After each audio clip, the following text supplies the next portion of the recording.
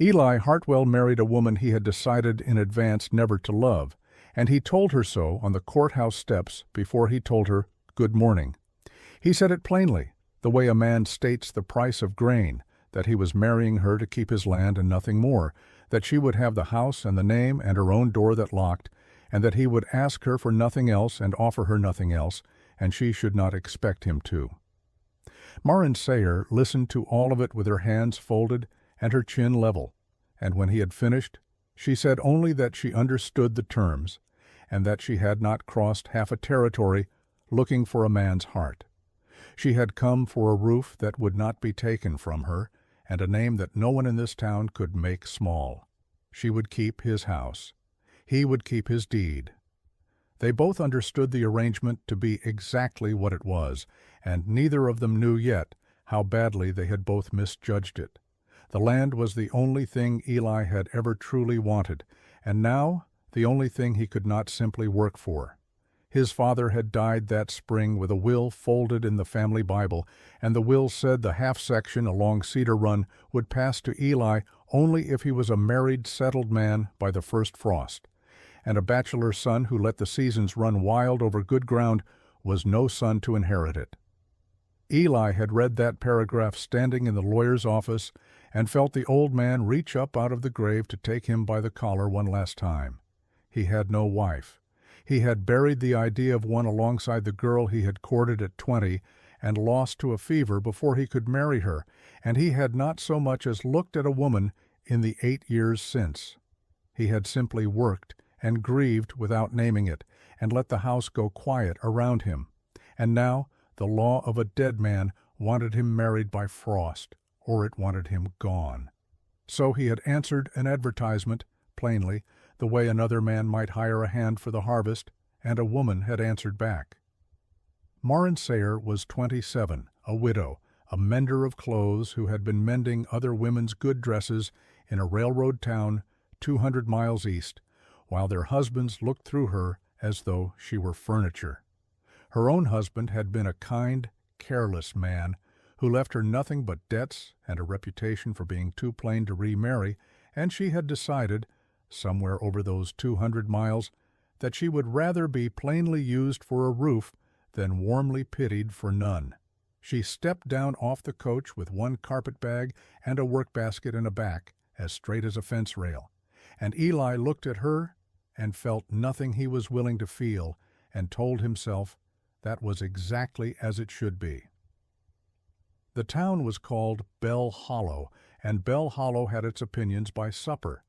By the second day the word had gone around the mercantile and the church steps that Eli Hartwell had sent away for a wife, the way a man sends away for a plow, and that the wife had come, and that she walked the road into town with her chin level as though she had not been bought to settle a dead man's will. Cordelia Vance, who kept the dry goods counter, and a good deal else besides, said it kindly, which was the cruelest way she had. She said it was a shame, a real shame, for a woman to have so little choice that she'd take up with a man who'd only married her to satisfy a lawyer. She said it to Maren's face, with her head tipped in that practiced sorrow.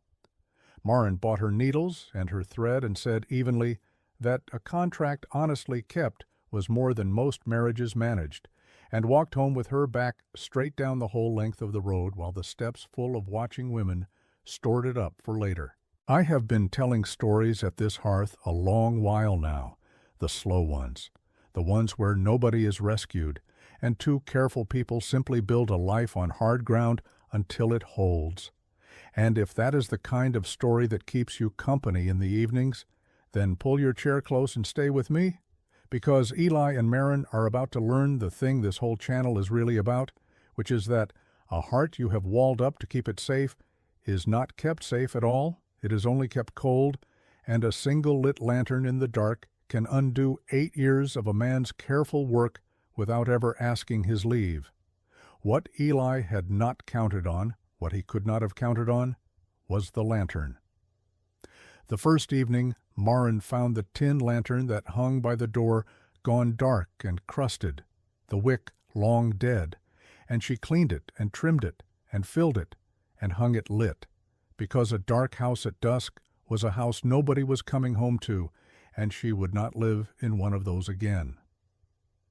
The second evening, Eli came up from the lower field in the blue dark and saw the lantern burning by his own door from clear across the yard, and something in his chest that had been packed away in straw for 8 years turned over once, hard, before he could stop it. He did not say a word about it. He stamped in and ate the supper she set down and said the day's nothing, and went to his room. But the next dusk, when he came up the slope, he found himself looking for the light before he looked for anything else. And so it went, the two of them passing small care back and forth across a house that was supposed to hold none. She mended the 3 good shirts he owned without being asked and set them folded on his chair. He noticed the cracked pane in her workroom window let the cold in on her hands, and he glazed it new one afternoon while she was at market, and said nothing of it when she found it whole. She learned which of the 2 chairs at the table he favored, and stopped sitting in it. He learned that she took her tea scalding and started leaving the kettle banked near the coals so it would be hot when she rose. When the well rope frayed and parted and the bucket went to the bottom, Maren was out there in the cold, hauling and splicing before Eli had his coat on, and she had the line mended and the water drawn by the time he reached her, and he stood looking at her wet sleeves and her steady hands the way a man looks at water after a dry country. He did not say she had done well. He said after a while that she had a good hand with a rope. From him, that closed, she understood it, for the confession it was. If you've made it this far into Eli's story, hit subscribe, because what happens next is the part I've been waiting to tell you. By the 5th week the frost had not yet come, but the nights had teeth, and the silences between them had changed their character. They were no longer the silences of strangers keeping a bargain. They were the silences of 2 people who had learned each other's habits and found, to their private alarm, that they liked them. Maren had stopped listening for footsteps in the night the way a guest listens. She had begun to know the house. She knew the grave on the rise behind the barn belonged to Eli's father, and that Eli walked up there on Sundays and stood with his hat in his hands and his jaw set, and came back saying nothing. One Sunday she walked up with him, uninvited, and stood a respectful way off, and when he came down she had not tried to fill the quiet, and he looked at her with a kind of startled gratitude, as if no one in years had simply let him stand at a grave without managing him. That night, over the supper plates, he talked. Not much, but he told her the old man's name, and that his mother lay up there too, and that the house had been loud once, a long time ago, and he had not known how to make it loud again, and had stopped trying. It was the most he had said to her in 5 weeks, and they both heard the door of it swing open. The turn came on an ordinary evening, by the light of the very lantern that had started it. Eli was at the table mending a bridle, and Maren was at the dresser with the lamp turned up, letting out the seam of a coat for the Tilden boy from the next claim, a small grave child of about 6 who had taken to following Maren around the yard like a duckling, because his own mother was newly in the ground and his father had gone hard and quiet with grief. The child looked up from the floor where he sat playing with a spool and asked plainly, the way the unguarded always ask the true thing, why Eli and Maren did not laugh together like married folks were supposed to, and whether they liked each other at all. The room went very still. Eli's hands stopped on the bridle. Maren stood with the needle halfway through the wool and did not turn around, and she felt the whole weight of the question settle over the warm kitchen. And Eli, who had sworn on a courthouse step that he would feel nothing, said into the quiet, to the child, but not to the child, that a man could come to be very glad of someone without ever once meaning to, and that he supposed that was a kind of liking that ran deeper than laughing. Maren set the needle down with great care. She did not trust her face, but her hands had stopped being a stranger's hands some weeks back, and she understood, standing in a house 200 miles from where she'd started, that the contract had quietly become a marriage and that she had let it. and that he had too. She might have told him then how far she had already fallen. She did not. She was afraid, in a way she had not been afraid of the town or the cold, that if she said it plainly, he would remember his vow and pull the wall back up between them out of sheer stubborn habit, and she would lose even the careful warmth they had. So she said nothing, and loved him in mended shirts and a banked kettle and a lit lantern, and told herself there was time. She would lie awake in her own locked room and listen to him bank the fire in the dark so the house would be warm when she rose, and she would think that no man merely keeping a bargain did that, and she would press the truth of it to herself and say nothing in the morning, and the not saying had become its own tenderness, the kind that aches. The land would not let it lie. There was a neighbor, a heavy-set, prosperous rancher named Harlan Vance, Cordelia's husband, whose grazing ran dry along its eastern edge and whose cattle needed the water of Cedar Run that crossed the Hartwell half-section. Harlan had wanted that water for years, and Harlan had a lawyer's letter of his own and a notion. He let it be known gently, at church and at the counter, that everyone could see plain enough that the Hartwell marriage was no marriage at all, only a sham got up to cheat the terms of a dead man's will, separate rooms and separate lives, and not a word of affection between them, and that a court might be very interested to hear that the condition had been met in name only. If the marriage were judged a fraud, the will would fail, and the half-section with its water would go to public sale, where a man with ready money could buy what he had long wanted. He was patient about it through the early fall, and then, tired of patience, he moved.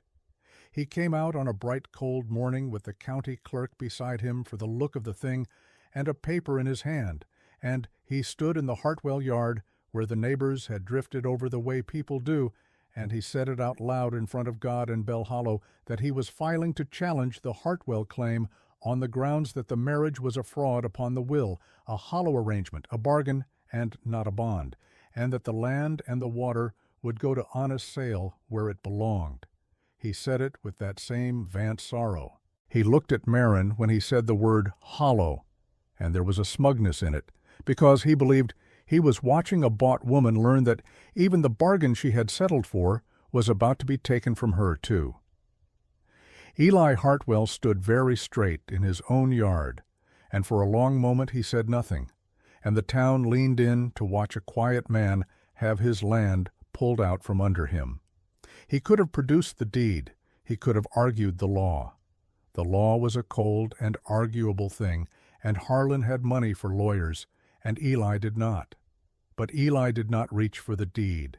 He crossed the yard instead, and he stood beside Maren, closer than he had stood to her in all the weeks of their bargain. And he took her hand in front of every soul in that yard, the first time he had ever taken it. And he said in a voice that did not shake that Harlan Vance could call it what he liked, but he would not stand in his own dooryard and let any man call his wife a fraud. He said he had married Maren Sayer to keep his land. That much was true, and he would not pretend otherwise to anyone. But somewhere between the first frost warning and this cold, bright morning, he had stopped keeping the land and started keeping her. And a man did not light a lantern for a contract. And he did not lie awake, glad of a contract's breathing in the next room. And there was nothing hollow in this house but the lie Harlan had ridden out here to tell. He said it plainly, the way he said everything, and the saying of it cost him 8 years of careful silence all at once, and he did not look away from her when he said it. Nobody cheered. That is not how it goes in a place like Bell Hollow. The neighbors simply looked and stored it up, and the looking had changed. The county clerk folded his paper back into his coat, because there is no court in the territory that grants a fraud where a man has just laid his whole guarded heart bare in his own yard. Harlan Vance found he had business elsewhere. Cordelia arrived to watch her husband's tidy victory, arranged her face, and discovered she had nothing prepared to say to a thing that was plainly, embarrassingly true. And Maren Sayer, who had crossed 200 miles to be plainly used rather than warmly pitied, stood in the cold dirt with her hand inside her husband's, and let her face do, at last, the thing it had wanted to do for weeks, which was not to weep, but to be openly, unmistakably glad. The town saw that too. They stored it up. But this time what they stored was the sight of a bought woman who had turned out to be the most truly chosen woman among them, holding the hand of a man who had finally, in front of everyone, let himself want what he had spent 8 years refusing to want.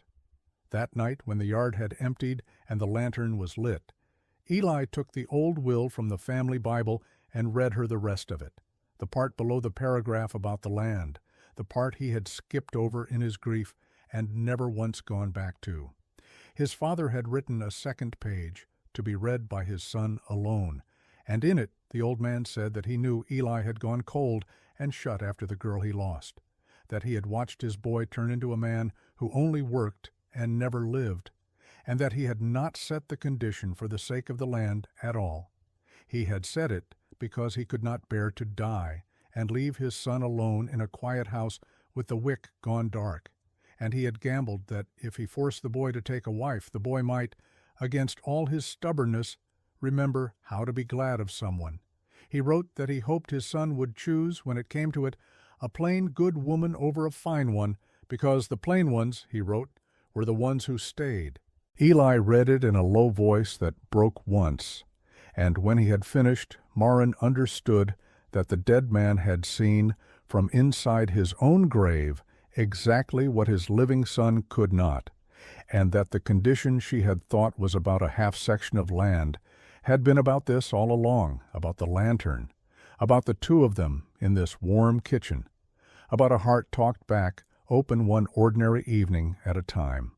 The frost came hard that week, the way it always did in that country, but the house held against it, because they had banked it and mended it and kept its lantern lit together. In the spring, the circuit preacher came back through and married them again, properly this time, with a ring Eli had bought with the first of the calf money, not because the first marriage had failed to hold, but because they had both decided, without much discussion, that this one they wanted to choose out loud in front of the same town that had watched them be a bargain. Bell Hollow came to that second wedding. Cordelia Vance came and was civil and never spoke of shame again. Harlan kept his cattle east of the run and learned the slow way to buy his water like an honest man. Eli Hartwell, who had married a woman he swore he would never love, grew old loving her past all his early certainty, and the half-section along Cedar Run stayed theirs, proved up and free and clear, and the loud house his father had grieved for grew loud again in time, with all the ordinary noise of a life two people had chosen on purpose. But it was never the land that made the place a home. It was the tin lantern by the door, which Maren lit every dusk for the rest of her life, and which Eli, in the later years, took to lighting himself on the evenings he reached the house first, so that she would come up the slope in the blue dark and see from clear across the yard that someone was home and waiting and glad. He had told her on a courthouse step that he would offer her nothing.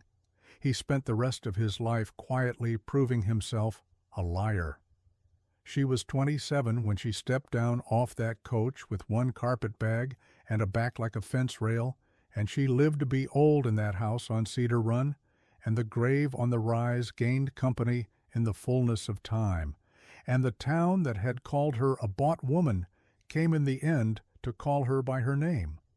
On the last evening of this story, the light went down gold over the high ground, the way it does in that country, and an old man and an old woman sat on the porch of a warm house with a lit lantern between them on the rail, and the man who had wed her only to keep his land and had lost his whole guarded heart to the very woman he had meant to ignore, reached over without a word and took her hand, the way he had taken it that cold, bright morning in front of the whole town a lifetime before.